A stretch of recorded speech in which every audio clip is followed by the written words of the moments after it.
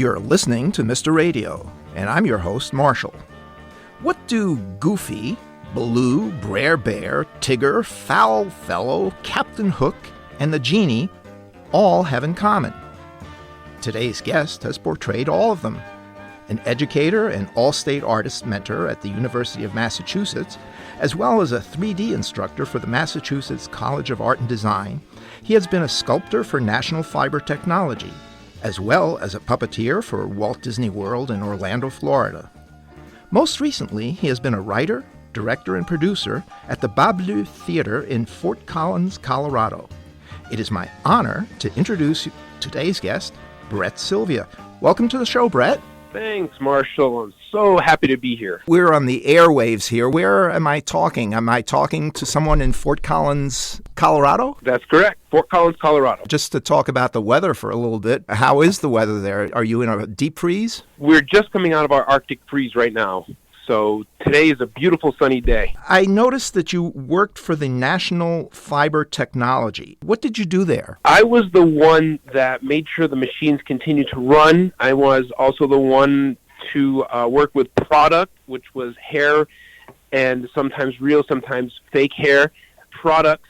I also would work on the sculptures that they would have that needed to have hair installed onto them to show a lot of the consumers that we worked with, which was in Hollywood, Disney World, commercials, anybody interested in commercials using these kind of things, this kind of product, I would show them how to use it ultimately if they were to use it in any kind of a form of sculpture or animation or something. So you would work with the clients, showing the clients how to use wigs or furs, whatever was made. Yeah, and in a way, yes. I was part of like understanding how to use this product professionally. Sometimes they video record me doing it or to send to some of their clients or, yeah, it was very interesting. Where is National Fiber Technology located? They're located in Lawrence, Massachusetts. That's where you went to school as well, right? Yes, I went to school.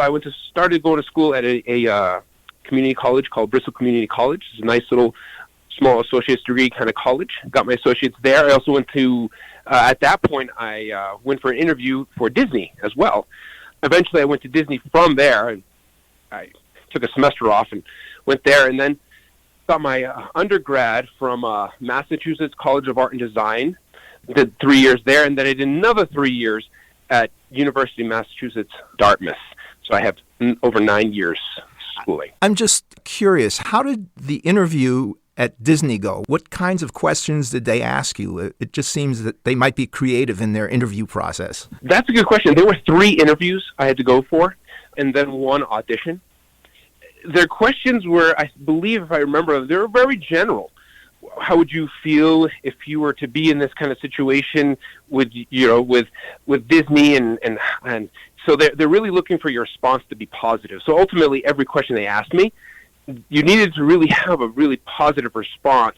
It wasn't really about what you were saying, it was how you were saying it. Before that, you worked at Hollywood Studios. What did you do there? So once I got the opportunity to be a puppeteer, I nailed the audition, nailed the interviews. I went out to Disney the following semester, and then I started doing character performances around the parks, and eventually my home became Hollywood Studios at Disney World.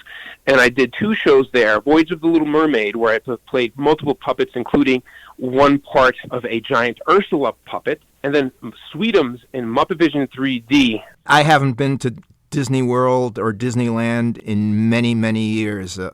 Actually, I got kicked out of Disneyland around 1967, but that's a different story. When you were portraying these characters, did you use voices or you were just silent? Yeah, you just go through the motions. They teach you how to do it, how to perform them, when to perform them. The lip sync is very, very important. The movements at certain times, sometimes you're not even the lip, sometimes you're the arm. In the case of Ursula. But it's really important to just nail it, and trust me, they made sure that you were sleeping with this track going through your head, knowing that you're going to be getting this opportunity. But you have to nail it in the end, right? So they say this is your opportunity. If you don't get this right by the end of the night, you don't get the role. So that's a big thing. And so it's all night long. I think it starts at 12 at night, and it goes all the way through to 7 in the morning. And what preparation was there involved? So you get up, you go to work. What was the preparation that was involved there? Well, there's a big spot. All the Disney World theme parks have huge backlot areas that are not to be seen by anybody who don't work there. So there's bikes. You have to ride on bikes all through the area. You go into your costume. You have your set of grays underneath. You walk through whatever dressing areas or whatever back alleys you have to get to your spot where you perform. Sometimes it's above ground, sometimes it's underground. But yeah, they have bikes. That's a big way of mode of transportation for all of their employees, except for like Imagineers. They get their own little golf cart. Currently, you're at, now correct me if I'm mispronouncing this, the Bas Bleu Theater in Fort Collins. Is that correct? That's right, the Bas Bleu Theater. And what kind of venue is that theater? It's a theater that's a nonprofit community theater. Their theater mainly did a lot of very artsy, very almost gritty type of performances where you don't want to bring your kids there. But then when they started to get to know me and who I am, they gave me an opportunity to bring some of what I do to life there.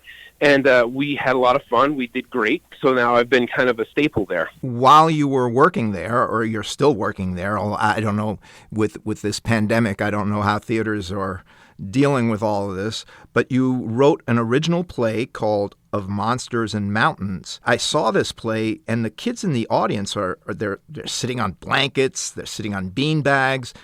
The actors at one point blow bubbles into the audience. I guess you can't do that during a pandemic anymore. But the show included some great lighting, shadow puppets, sock puppets, and much, much more. And you have several stories in the play. One is Magna, the laundry monster, which had, for me, shades of Maurice Sendak in it. And the Golden Fish, which was a Russian folktale, and I don't know if I'm pronouncing this right, Maunumoko, which is based on a local Arapaho legend. Can you tell us what went into putting this show together? Yeah, that was a great description. Thank you. The whole idea was to shed light on some of these things. There may be falsities, but also having fun with folktale at the same time. The original was my original was Magda the Laundry Monster. I wrote it and directed it and did that whole thing. And each one of these stories, we had to audition people, puppeteers. These people have never done puppetry before. We brought them in. They did puppetry. They did it great. So we had about 9 puppeteers and everybody that was involved. Magda the Laundry Monster kind of came from my own experience of what a laundry monster would have. How would a laundry monster exist? So that was a basic idea, the idea of a kid procrastinating, not listening to his parents. It's a fun little thing, and we're going to be writing more of those. We've got second and a third one coming. And the second one is a Russian folktale. My wife was one that picked it out. She's from Moscow originally. She moved to Colorado and then moved to Boston. We met in the streets of Boston, and then it was all history from there. But she was the one that came up with the Of Monsters and Mountains title, and then the idea of bringing in this Russian folk tale about greed and what happens when you get too greedy. And this is an old couple; these aren't young kids, so it doesn't matter. It's ageless, and so the story continues, and it basically ends the same way it began, or vice versa. And then the third one is the Arapaho legend, because we felt it was a need to cast light on this mountain that was ultimately in our backyard called Horsetooth Mountain, and the legend has nothing to do with Horsetooth or horse's teeth. And the legend was about a giant, and it was just such a amazing tale, but no one knew about it. So we decided to write a story, incorporate the story of a fur trapper who were the ones to originally call it eventually Horsetooth Mountain. And we made fun of him and kind of gave him the spotlight at the same time. So his voice would change from this backyard kind of, here we are in the Horsetooth Mountain, and then his voice changed to the Native American who understood the story right on stage. It was beautiful. And we shed light on that, and the idea that this is the story, not the Horsetooth Mountain. There's no story in that. So education and fantasy, folklore, and all mixed in together. You mentioned that you auditioned for puppeteers and I guess voices and live actors. Are all of the people who auditioned from the Fort Collins area? Where do they all come from? Yes, they are. They're all from Fort Collins. Ultimately, the Front Range is what we call it here. So anywhere from Windsor, Boulder, even if you want to come from Denver, our stage manager had to drive from Denver. She was fantastic, absolutely fantastic. And she put everything into it. She was the glue that just brought everything together. It was great. So yeah, people from all over, kind of northern Colorado, who wanted to do this, and yeah, that was it. Just for the listeners who can't visualize what this show looks like, I think your opening theme sort of says it all for the feeling that you get in the show, and I'd like to play that for our listeners. Can you tell us a little bit about what went into putting that together? Well, ultimately, I did the music as well, and I wasn't in the position to be able to hire a band or even train a band or find music and have them give me the music that would fit the show, because we had over 40 puppets for this show and over 6 different types of puppetry in general, and 9 people, and a lot of moving parts. So I didn't have time to write any music or reach out to someone who could help me out with this. So I scoured the internet looking for stock music, something that would work, and not only just like a kind, but all different types that would work for the feeling that we have for the show. So I was looking for a vibe, I was looking for a feeling. So I kind of got a lot of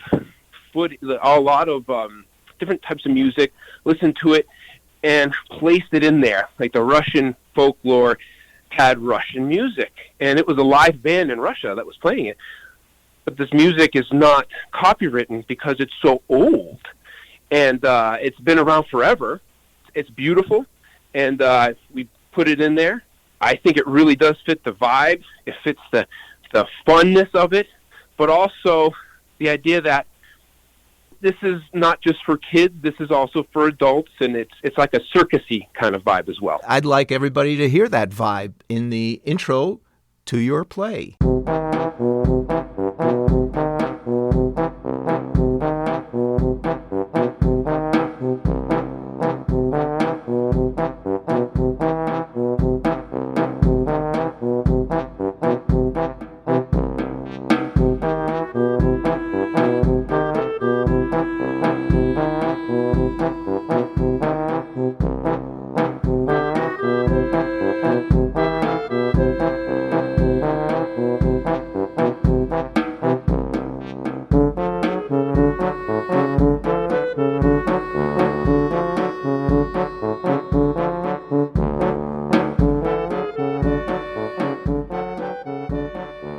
You mentioned all of the people involved in this and the number of puppets that you used.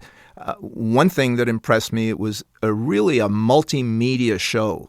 You have you work with lighting, you work with the sound, you have marionettes, you have sock puppets, you have live actors, and you have shadow theater. To talk about the shadow theater, who put that together? That was me. I directed the shadow theater and how it was going to be made. My wife was the one that actually made the cutouts. So she was the one that made all the cutouts, and I was the one that kind of said, okay, let's do it. So ultimately, in the end, as things were getting done, we were like, okay, we got to do these shadow puppets now. So it's an illusion because they look like they're being performed live on stage, but they're not. They're pre-recorded, which is what I learned from Walt Disney. I learned pre-record everything you possibly can, and then fill in the gaps with live stuff, live performance. The transition from when the old man is talking to the fish, and then before he talks to the fish, you see him as a shadow puppet going down to the water, and then the live actor talks to the fish and then moves, and it's a seamless transition into the shadow play. Very, very well done. Very well done. You're also, I don't know if you are still an educator, but you used to cover plaster molding, making techniques, as well as casting and finishing.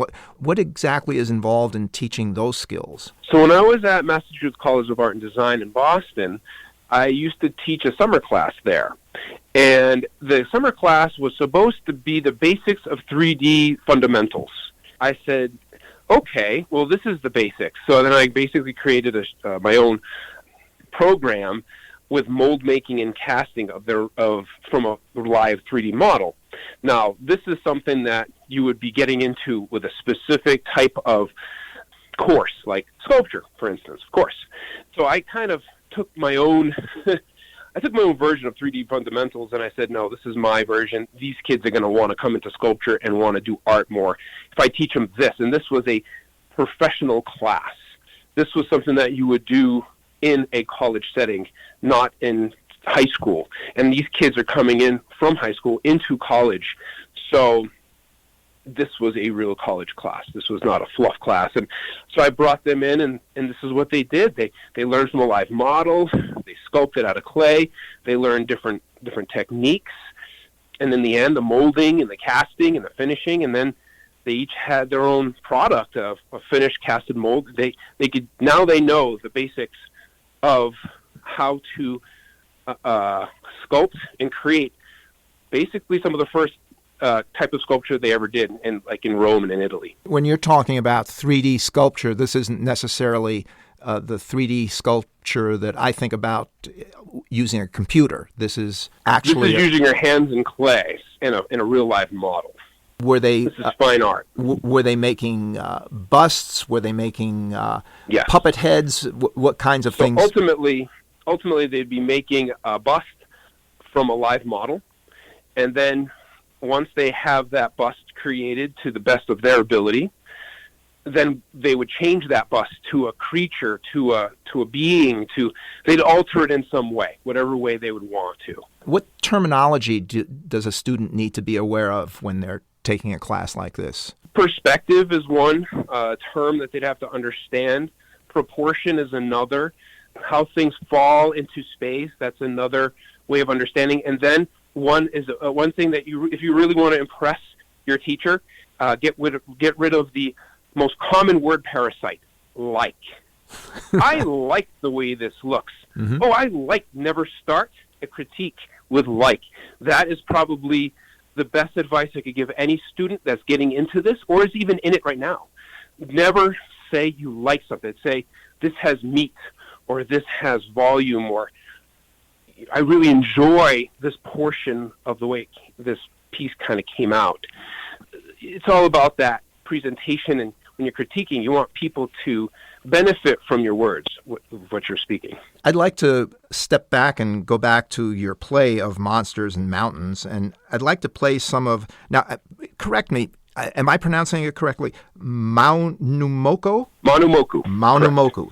You touched upon it a little bit, but is there anything else that you want to add before I'm just going to play a little bit of it? It's the final story. It doesn't necessarily end on a good note, but it doesn't matter. I don't think it matters.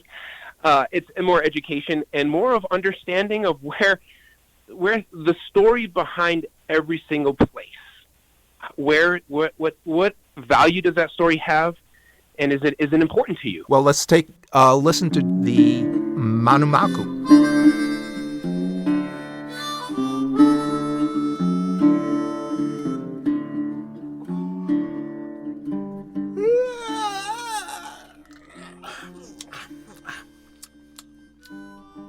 Oh, yeah. Yes, that's a nice night. I reckon we should be getting off to sleep. Again? I done told you that story about 1,000 times. Well, all right, but I don't want to hear about how you can't sleep. Deal? Now be quiet and no interrupting. I needs to get off and get mine's beauty sleep. Yeah, well, don't kid yourself. You needs it more than I do. One more peep out of you, and there'll be no story. Well, all right then. That's better. The story begins long ago, before any of us folk were trapping around these parts. The Arapaho legend tells us that there was once a giant who presided over the area, calling it the Valley of Contaminant.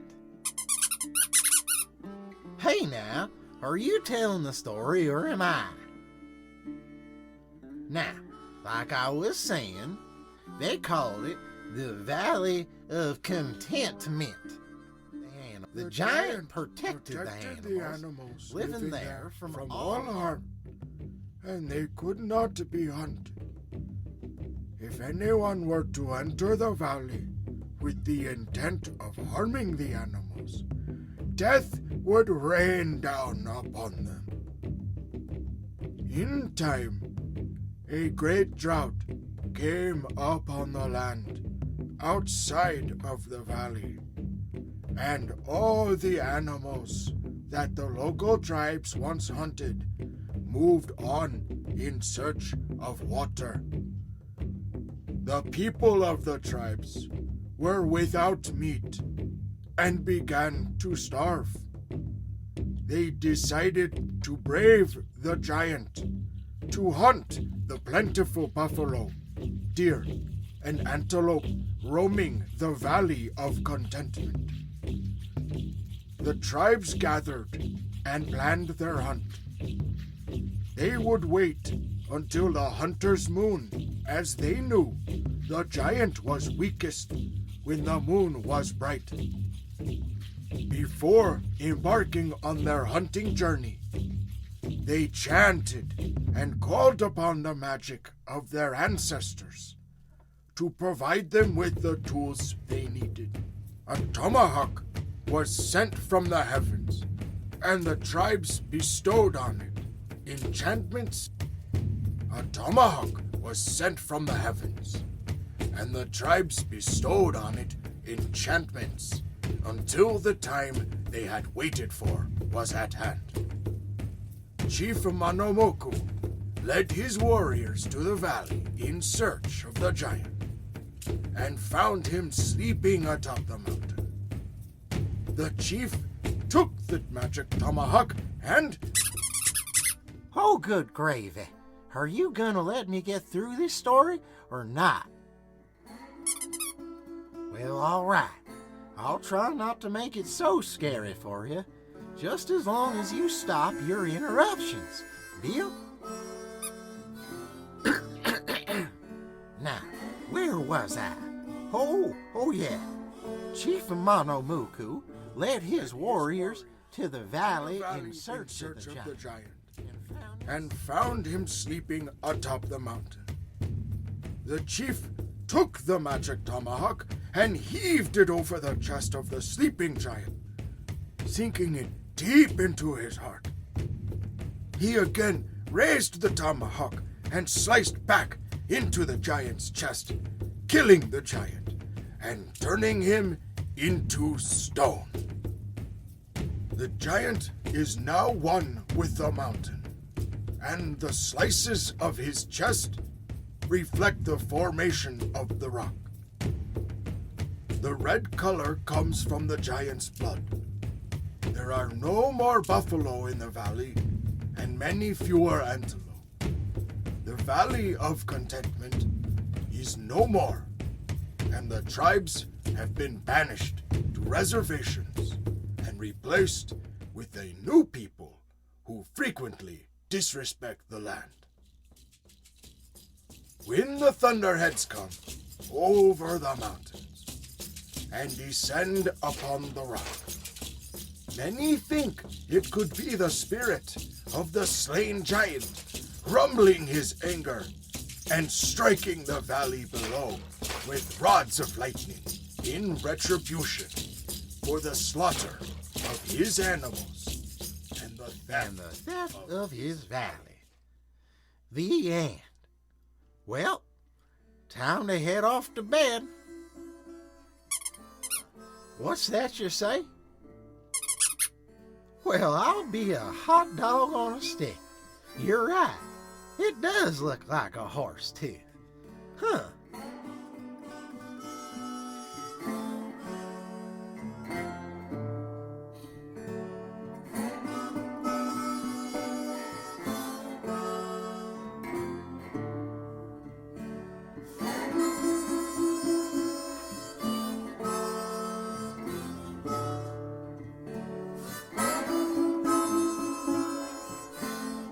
That was a selection from Manomoku from Of Monsters and Mountains, the show created by my guest, Bre'r Sylvia. Have you played this piece before a Native American audience ever? Never. What do you think the reaction might be? I think that they would be honored because basically I make a fool of the white man. In the beginning, you hear this gentleman talking in that twang, and that's the fur trapper. Now, the fur trapper has another little buddy fur trapper, and he's a little rat. He's a little rat, and he's called Squeaks, and all he does is squeak. Squeak, squeak, squeak, squeak. All he does is squeak. And on stage, that's what you see, a rat on top of a barrel. The rat has a kind of like a hat made out of cardboard. And then the character playing the fur trapper, human, is just a guy. Now, that gentleman there performing it is also the one who does both the voices of the Native American and the fur trapper. So I had the fun time about kind of overlapping them, so that way when he started to tell the story, his voice would change to more of a Native American. And it was very important for me to give honor to the Native American dialect.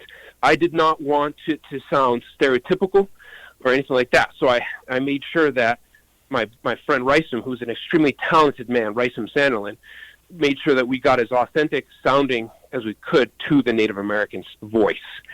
By the end, the rat is the one that says, that mountain looks like a horse's tooth. And the human fur trapper repeats it, and the people laugh because the story has so much meaning, so much meat, that ultimately we're trying to say this mountain should not be called Horsetooth Mountain. This mountain should be called Manumoku Mountain. And ultimately I'm kind of using a pedestal for that. I'm kind of getting up on my soapbox and saying, we've destroyed it enough. Let's give it the name which it should be called, Manumoku Mountain. That came through. That definitely came through. Because of the pandemic, is your theater doing anything theatrical? We haven't in a while. That's why I do something called Puppet Zoom. And Puppet Zoom is something that I feel is a necessity as me as a puppeteer and viewing audience. I basically get behind a screen here. I have a green screen. I invested in all kinds of green screen and green screen lighting and suits and all these things, and ultimately have been doing interviews with people on something called Puppet Zoom. You can go to puppetzoom.com to view all the clips we've done. We post one episode per day. So this is definitely something that we really trying to communicate positive messages, getting people to be comfortable with communicating through things like a screen, because this might be the way it is for a while. So that's a little something that we're doing on the side, that I'm doing on the side, and also inviting my 4-year-old son, if he wants to come in and play while we're doing interviews. It's very organic. It's all improvised. Can you give an example of one of the messages that you're promoting? Basically, keep going. If you're creative, use this opportunity to be more creative. Don't stop. Don't let this stop you. I often say that there's a lot of doors out there, and those doors might seem to be closed right now or closing, but creatives are the ones that create the doors to walk through. That's my message to anybody in any kind of industry. Be creative, make the door so that way you can walk through and others can walk through too, and maybe even find success and happiness that way. Bre'r Sylvia, unfortunately, we are running out of time. I'm so happy that you were able to take the time to speak with me. I think I'd like to close out with the outro music from Of Monsters and Mountains, and I want to thank you again, and I hope to hear from you again real soon. Thank you again, Marshall. It's been an honor.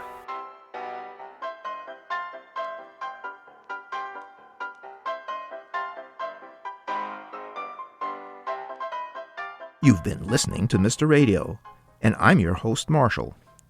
This program was written and produced by Marshall. Our theme music was played by Ululation. Mr. Radio is available wherever you get your podcasts, including iTunes and Spotify. Subscribe to our podcast and leave us a review. And don't forget to tune in next week for another episode of Mr. Radio.